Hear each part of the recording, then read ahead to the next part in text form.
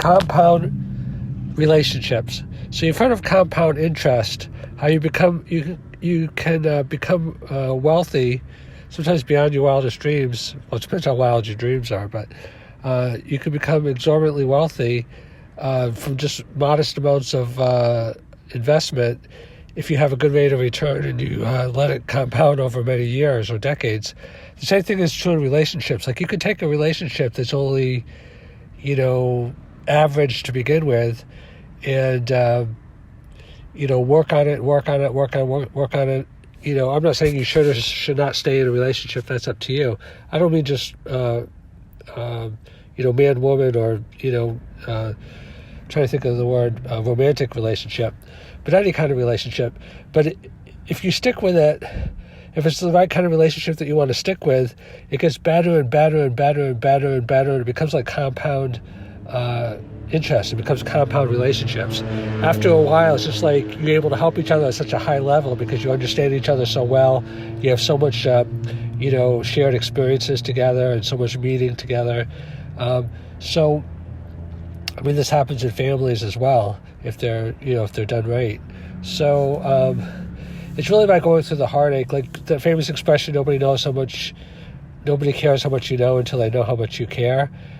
There's another famous expression I'm trying to remember. Oh yeah, it's a book by Stephen Covey called The Speed of Trust.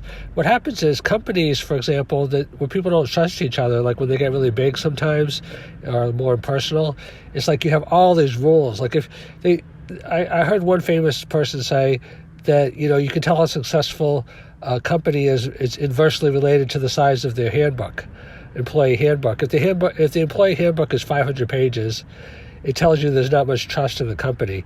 Netflix, basically, I don't know if they replaced their entire handbook, but basically their only rule, or their major rule at Netflix, is do what you think is best for the company. They trust people, and they have incredible speed. So The Speed of Trust by Stephen Covey says that, when people trust each other, you can get things done incredibly fast. That's why, small companies tend to be like much faster movers, because you don't need 20 people to sign off on things. What happens is, in a big company, if there's a lack of trust, and big companies, can also have, startup dynamics. Like Jeff Bezos says he tries to run Amazon even as a day one company. Jack Welch said he tried to hold groups to like the 2 pizza rule, that there was never more than enough people that could devour 2 pizzas in one single group. But the speed of trust means that if you're a big company and people don't trust each other or whatever in any relationship, then there's all kinds of rules. That's when you have like contracts and you have like lawyers go over like everything, section 3, paragraph 4, subsection 3, bullet point 6. Everything is spelled out in excruciating detail because people don't trust each other, so they need some kind of enforcement. That's why people that have good internal controls, they don't need police, because they don't go around thinking like, oh, I'm going to rob a liquor store, or I'm going to do something illegal. Police really are necessary because, there's some people that break the law. People that, have the internal, it's the same thing in a company. Like if you have the internal, caring and compassion and love for each other, then you don't need like a whole big employee handbook. Because people are not doing it because they have to. They're doing it because they want to.